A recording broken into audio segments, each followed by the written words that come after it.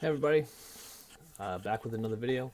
This one is connected to reading lesson number 10, which has to do with both texts that we've been diving into a little bit so far, the gods and goddesses of Olympus, and the gifts from the gods, ancient words and wisdom from Greek and Roman mythology.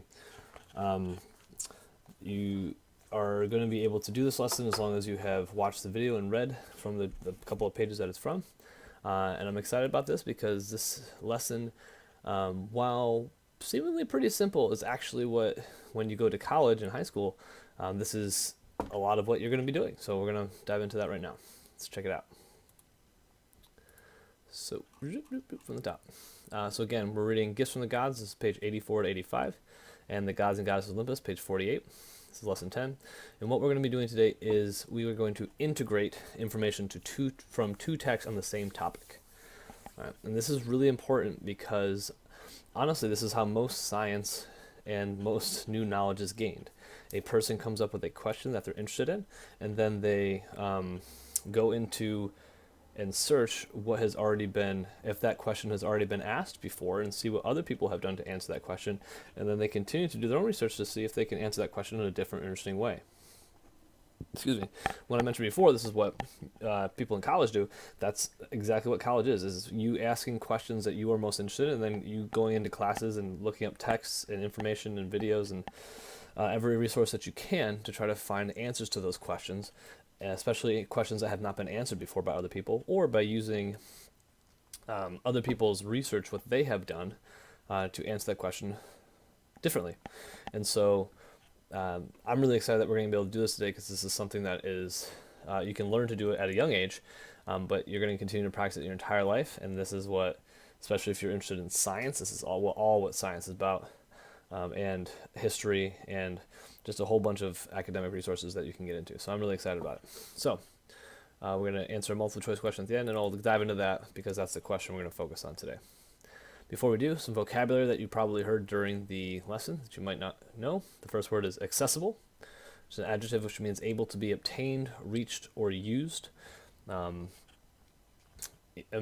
accessible just means, right now, I thought my first refrigerator was not accessible to my son Noah, but then he started to use a stool so that he could step up higher and pull open the door. And so now the refrigerator is accessible to him. So it just means able to be attained, reached, or used. Okay, second word is origin, the point or place from which something comes.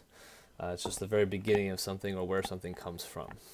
And in this case, we'll be talking about the origin of words, is like the first language that they were used, the first place that they were used. The third word is illuminate, which is a verb that means to make clear or easier to understand. Illuminate simply means exactly what it says, making something easier to understand. It can sometimes also mean to light something up. You might have seen cartoons where someone gets a good idea, where they figure something out and they have a light bulb go on their head. They're being illuminated. Something is being made clear. Number 4, the word is scope. It's the range or extent of something. I think about this as like when you see telescope. We use a telescope to look out very, very far and see how, something very far away. So the scope of something is how far it goes. And then the last word is translate, to change into words of another language. Many of you have family members who speak more than one language, and so they're often translating English to Spanish, or Spanish to English, or other languages in English. You know what translate is. Excellent. So let's get our brains activated. Today's text describe words we use that began in other languages. What words can you think of that came from other languages? So take a minute, pause the video, write down your response. And now that you're back, there's so many other words that we use in English that were at first other languages that we can go on for days. The one that comes to mind most is simply the word hello. Hello is now just the English version of a Latin greeting, which was used very differently in the past, or not, it was used very similarly, and a sound that has come from us for a very long time. In every single language that has a greeting that sounds very similar to hello, hola, in Spanish, and then a bunch of other languages that have very similar greetings. So there are many, and I can't wait to hear yours because they're all interesting. All right. So Again, today what we're going to be doing is integrating information from two texts on the same topic, which means we're going to ask a question. And like I said, in college, you'll often ask your own questions. Today, I'm going to give you the question, and then we're going to look up different information from different texts to answer that question. But keep in mind, it's the same process that you can do anytime you have your own question about anything, that you can ask it, and then this is what research is, going to try to find answers to those particular questions. And so I'm going to start down here at the exit ticket. Here's the question. How do Greek myths influence our modern day culture? Okay, so that's the question that we're going to try to answer. How do Greek myths influence our modern day culture? And we're going to use the two texts that we've been looking at so far to try to answer that question. Okay? In order to do that, we're going to go through some simple steps and have a graphic organizer to help us to do that.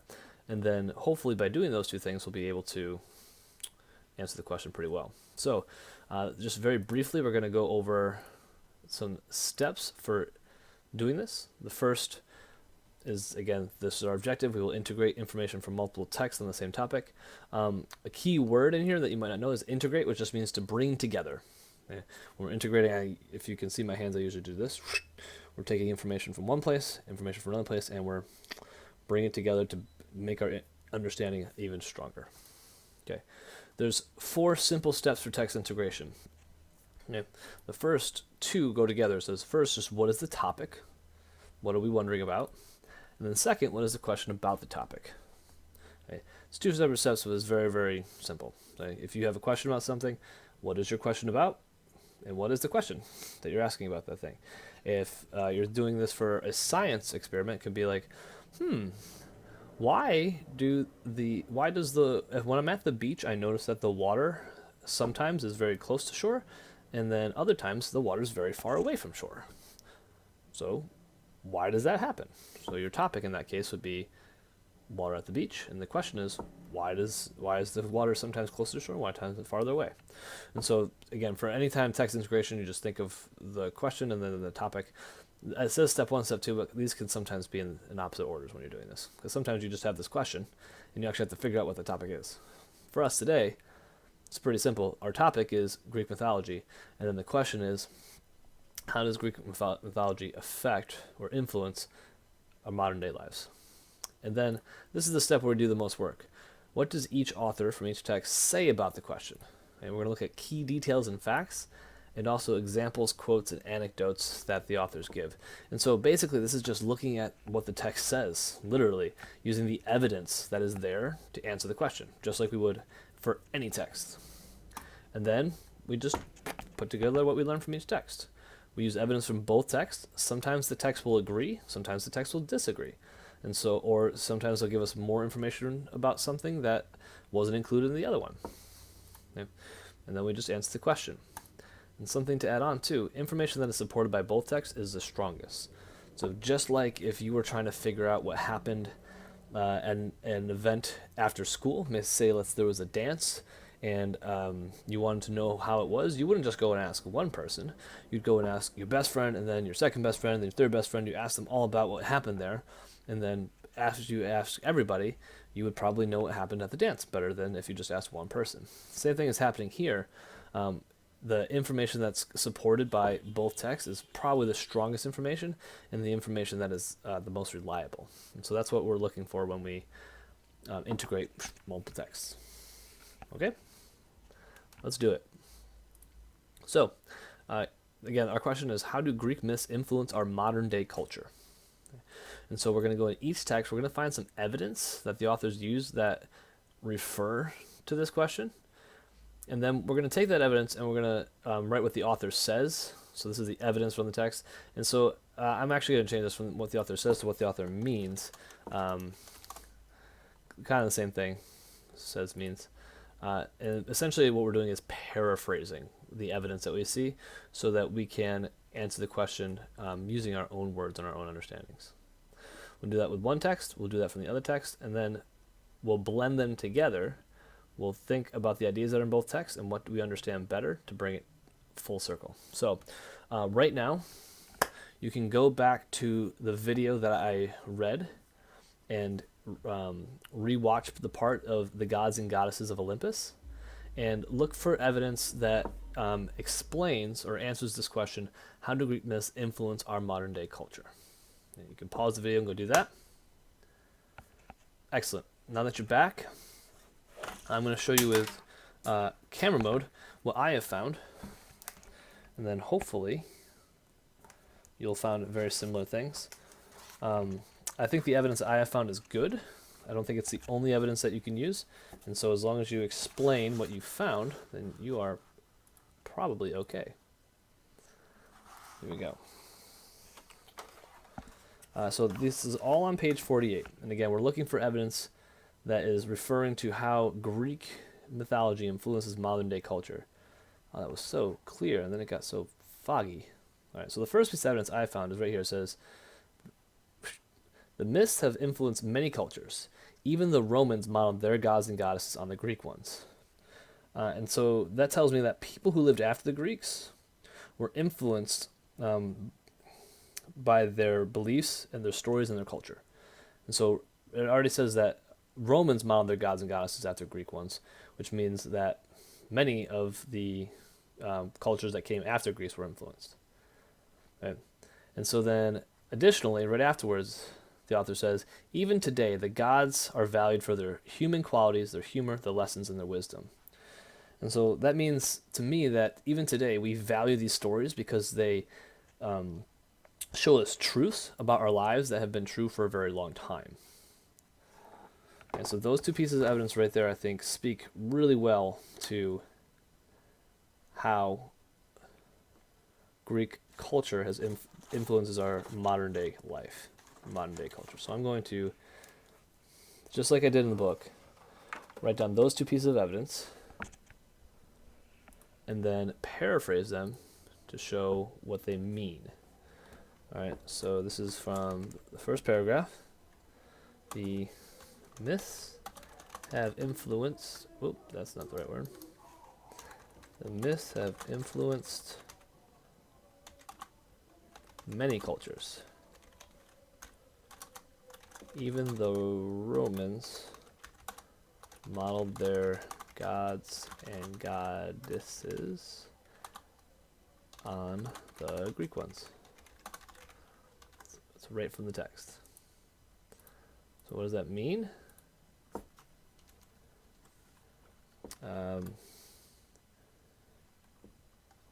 It means that people who lived after the Greeks were still influenced by their stories and beliefs. Excellent. And then the other piece of evidence I found was next paragraph. Even today, the gods are valued for their human qualities, their humor, their lessons, and their wisdom.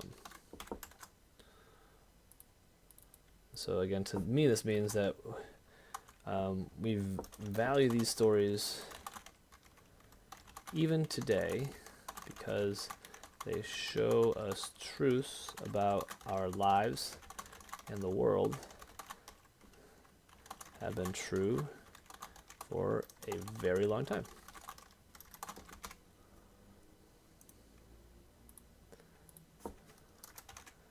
Excellent. So, those are the two best pieces of evidence I can see from this text that answer the question, how do Greek myths influence our modern day culture? Now, we're going to go to the next text, Gifts from the Gods, and do the same thing on page 84 and 85. Find evidence that can support the answer to the question, how do Greek myths influence our modern day culture? So, again, go back to the video where I was reading this to you, find the evidence that you think is best from that video, and put it into the box, and then paraphrase it to show what it means to you. Go ahead and pause the video. Great, and now that you're back, I'm going to switch back into camera mode and show you a couple pieces of evidence that I found. And there was a little more writing on this page, so I was able to find a few more pieces of evidence. And so I'll share them with you here. The first one I found was up here. says no mythology has given English as many words as the Greek and the Roman myths. And so, since we speak English today in modern day, it means to me that many words in our language come from Greek and Roman mythology. Pretty straightforward. That even our language is influenced by their culture. Then down here, the world of science is rich with them, and astronomy is likewise filled with the names of gods and goddesses. And so that tells me that words from mythology are used in many sciences.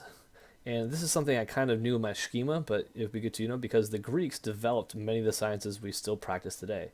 So a lot of the words that are still used today in science were the first used by the Greeks because the Greeks were the first to really practice some of the sciences that we do now, like chemistry, astronomy, anatomy. We're studying the body. And so that definitely influences our culture, our modern day culture, is the words that they used then we use now. And then last, I think this might even be the strongest evidence ever, says, what is important isn't whether the word is from Greek or Latin, but that the characters and their stories so capture people's imaginations that their names live on today, thousands of years after their stories were first told. Okay. And what that means to me basically is just kind of similar to the last book. People have found these stories and these gods interesting for a very, very long time. We can, just like we do with all stories, we take lessons and morals and themes from their stories and try to make our own lives and the lives of the people around us better, or try to understand the truth of the world based on these stories. And people have been seeing truth in these myths about gods and their heroes for thousands of years. And so that seems really important, and it seems like it influences our lives and our culture today from that. So just like the last book, I'm going to get the information, the evidence right from the text. No mythology,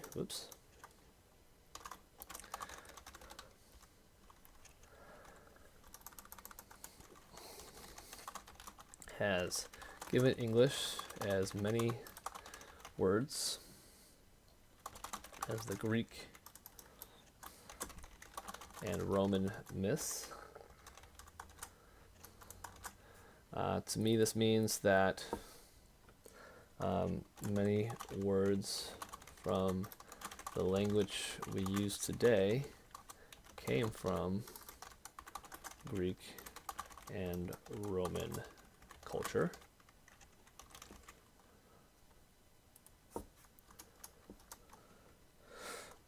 And then also some other information says the world of science is rich with them. With them. A little bit later it says astronomy is likewise filled with the names of gods and goddesses. And again, to me, that means words from mythology are used in many sciences still studied today because the Greeks were the first culture to practice those sciences.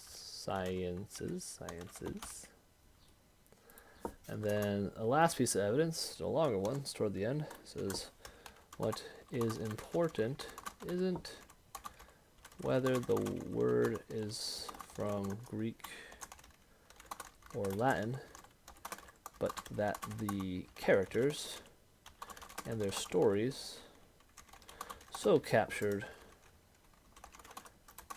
people's imaginations that their names live on today, thousands of years after their stories were first told. So I'll check that. And then again, this simply means to me that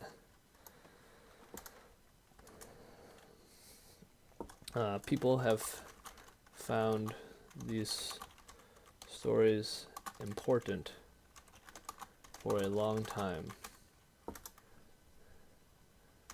They show us truths about our lives and the world that were true then and are true now. Awesome.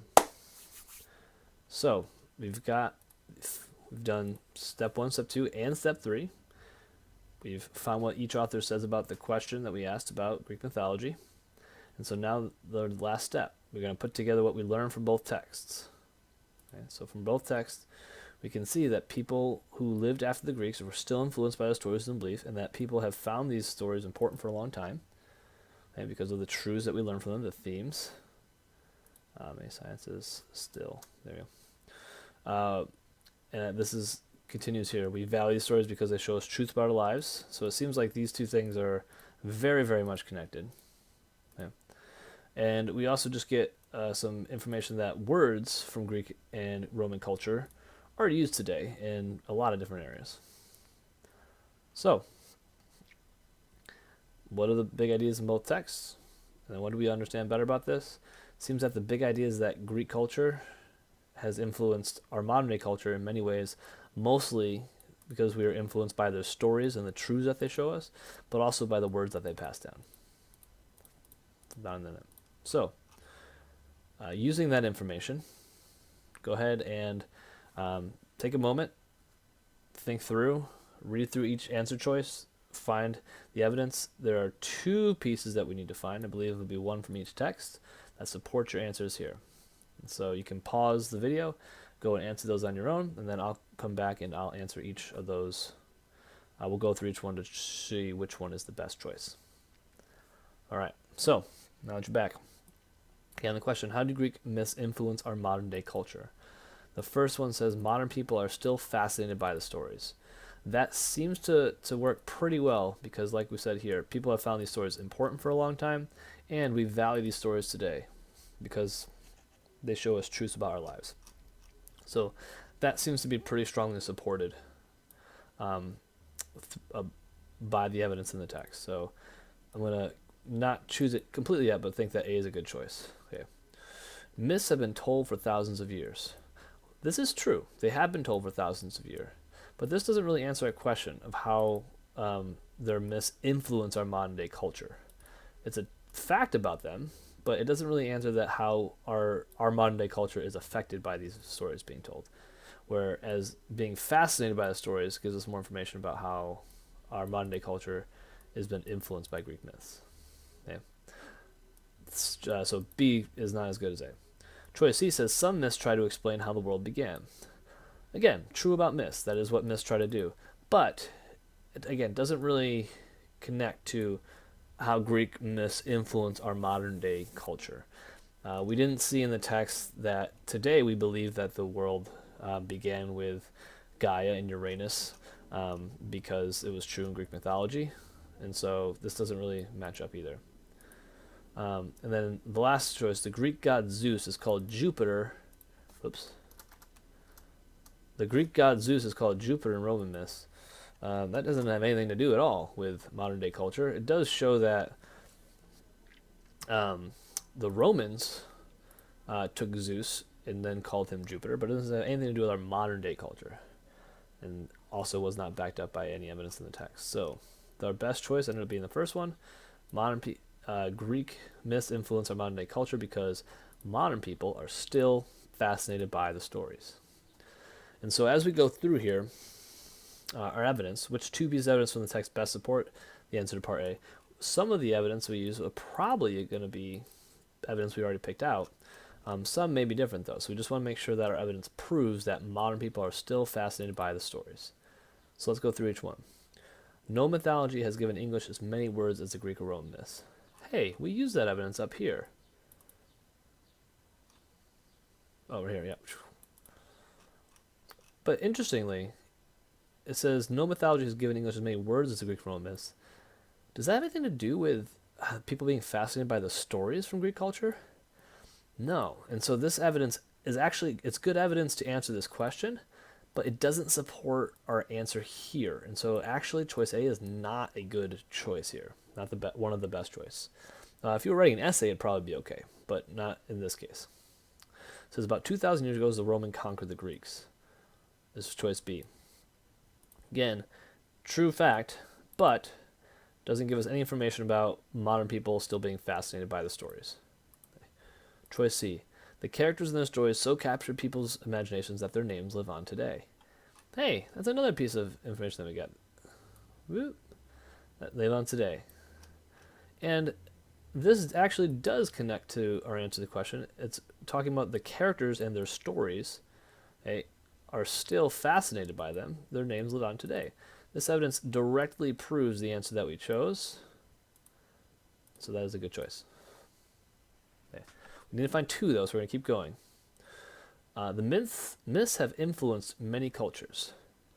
Now, I could see that being a good response because many cultures could include our modern culture. So I'm not sold on it yet. I'm going to wait. But I can see it supporting that. It doesn't say anything about stories or about people today still being fascinated by them. But it does say that many cultures. And so we'll hold on to that one. It says, even today the gods are, choice E says, even today the gods are valued for their human qualities, their humor, their lessons, and their wisdom. Man, we are good. We picked that evidence up here. And this matches up really well because all these, the gods are valued for their qualities, their humor. It says today, right? Modern people, even today, the gods are valued for the human qualities. All these are shown, the qualities, the humor, the lessons are shown through their stories. So this seems like a really, really strong piece of evidence to support our answer here. And we also picked it earlier, so that makes a lot of sense. And so definitely better than just many cultures because it talks about our modern culture. And it connects closer to the stories that people are fascinated by with these parts here, the human qualities, the humor, the lessons, and the wisdom. Let's check the last one just to make sure. F says, they have become part of our lives in ways we don't even notice. I don't think this is great because it says people are still fascinated by the stories. And while it's true that a lot of people don't notice they become part of our lives, that doesn't support that people are fascinated because to be fascinated in something means to be very, very interested in it. So if they're influencing you and you don't notice it, then you're not fascinated. So those 2 don't quite match up. Great. Let's check our criteria. Do we answer a specific question about a particular topic? We sure did. Do we use 2 texts about the topic to find information? We sure did, from the Gods and Goddesses of Olympus and Gifts from the Gods. And did we include accurate text evidence from both texts to support ideas? This is from the Gods and Goddesses, and this is from Gifts from the Gods. So we did all those things. Check, check, check. This is a strong response. Well, I hope that was interesting to you. I hope you had fun doing it. Integrating text can often be a lot of fun. It can also be a skill that is very, very important early in your academic career, but also as you go into high school and college. This is almost exclusively what you're going to be doing is answering questions that you've come up with to try to add to the bank of human knowledge. So hope you enjoyed it. Tune in to our Zoom classes or Zoom meetings and the next lessons as we begin to start our novel, Percy Jackson and the Lightning Thief. So long.